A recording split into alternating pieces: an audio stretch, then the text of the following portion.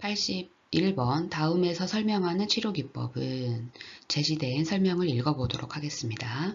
사피로는 PTSD 치료를 위해 8단계의 표준 프로토콜을 개발하였다.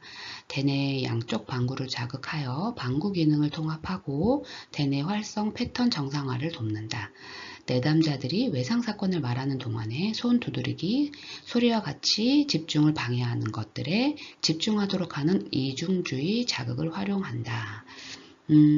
다시 한번 주요 특징을 언급하면 PTSD 치료를 위해 8단계 표준 프로토콜을 사용했고 대뇌 양쪽 방구를 자극하여 방구 기능을 통합하고 대뇌 활성 패턴을 정상화하고 내담자가 외상사건을 말하는 동안 손 두드리기, 소리 등 이중주의 자극을 활용하는 즉 PTSD 치료 중의 하나인 이 치료 기법은 그렇죠. 안구운동, 둔감화, 재처리입니다. 이 안구운동, 둔감화, 재처리 EMDR은요. 외상적 사건으로 고통받는 내담자를 돕기 위한 치료법이죠. 외상 기억을 떠올리며 치료자의 손가락 움직임을 눈으로 따라가게 하여 부정적 사고, 감정, 심상을 약화시키는 거예요. 8단계 표준 프로토콜에서는 어떤 내용이 있냐면 첫 번째, 외상 사건 상황을 조사하고 주관적 불편감을 점수화합니다. 그 다음 EMDR 교육하고 이완기법, 스트레스 감소, 전략 교육하고 그 다음 표적, 기억 선택하고 부정적, 긍정적 믿음 및 감정을 평가하고 안구 운동을 통해 불편감이 감소될 때까지 반복하고 부정적 인지를 긍정적으로 대체하고 양측성 자극을 시행하고 신체적 불편감을 확인하고 불편감이 없어야 치료 완료하고 목표 달성 여부를 확인하고 긍정적 결과 유지 여부 확인 및 추가 치료 계획을 하는 거죠. 어떤 그 정신의학과 전문의 칼럼 중에 PTS 치료 중에 하나인 안구운동 둔감화 재처리 과정이 나오는데 이때 환자에게 각인시키는 것들이 무엇이냐면 그 사건으로 배운다라는 거죠. 즉 원치 않은 사건이지만 그래서 상처도 받았고 괴로웠지만 그 사건으로 배운다는 거. 그래서 트라우마를 없애기보단 잘 소화시키는 것. 이런 내용들이 있는 게 안구운동 둔감화와 재처리입니다. 따라서 81번에 설명되는 치료 기법은 5번 안구운동 둔감화 재처리입니다. 다시 한번 제시된 내용을 읽어보고 다음 문제로 넘어가겠습니다. 안구운동 둔감화와 재처리는 사피로는 PTSD 치료를 위해 8단계 표준 프로토콜을 개발하였다. 대뇌 양쪽 방구를 자극하여 방구 기능을 통합하고 대뇌 활성 패턴 정상화를 돕는다. 내담자들이 외상 사건을 말하는 동안에 손 두드리기, 소리와 같이 집중을 방해하는 것들에 집중하도록 하는 이중주의 자극을 활용한다. 따라서 답은 5번 안구운동 둔감화와 재처리입니다.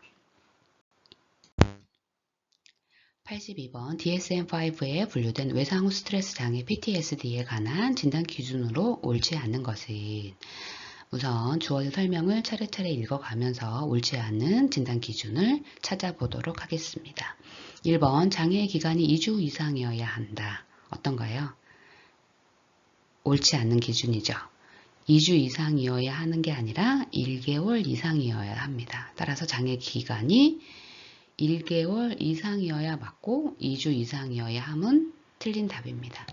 그래서 82번의 답은 1번이 되겠네요. 나머지는 그럼 진단 기준으로 맞는 내용이 되겠습니다. 한번 공부하는 마음으로 읽어보도록 하겠습니다.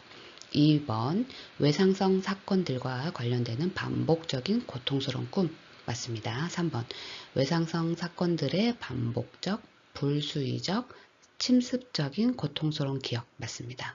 4번 외상성 사건들에 대한 고통스러운 기억, 생각 또는 감정을 회피 5번 외상성 사건들 후에 자신, 다른 사람 또는 세계에 대한 지속적이고 과장된 부정적인 믿음 이 외에도 해리 증상들이 있어요. 따라서 82번의 답은 1번이고요. 나머지는 외상 후 스트레스 장애에 관련된 진단 기준으로 옳은 설명이 되겠습니다. 83번 가로 안에 들어갈 내용을 옳게 나열한 것이 우선 답은 2번이에요. 따라서 제시된 내용을 읽어 내려갈 때 2번의 답을 넣어서 읽도록 하겠습니다.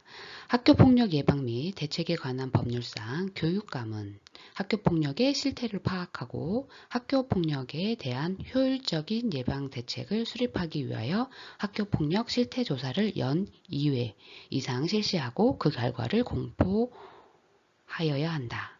다시 한번 읽겠습니다. 학교폭력 예방 및 대책에 관한 법률상 교육감은 학교폭력의 실태를 파악하고 학교폭력에 대한 효율적인 예방 대책을 수립하기 위하여 학교폭력 실태 조사를 연 2회 이상 실시하고 그 결과를 공표하여야 한다.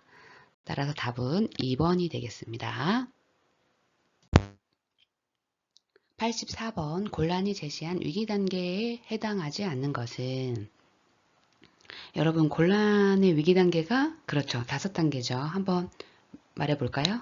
첫 번째 위험한 사건, 두 번째 취약 상태, 세 번째 촉진적 요인, 네 번째 적극적인 위기 상태, 다섯 번째 재통합 상태입니다.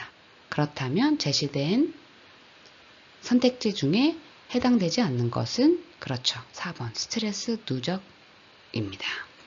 나머지 재통합, 취약, 위험사건, 촉발 요인은 모두 다 곤란히 제시한 위기 단계에 해당이 되어지죠. 지금 현재 여기에 포함이 안 된 게 그렇죠. 적극적인 위기 상태.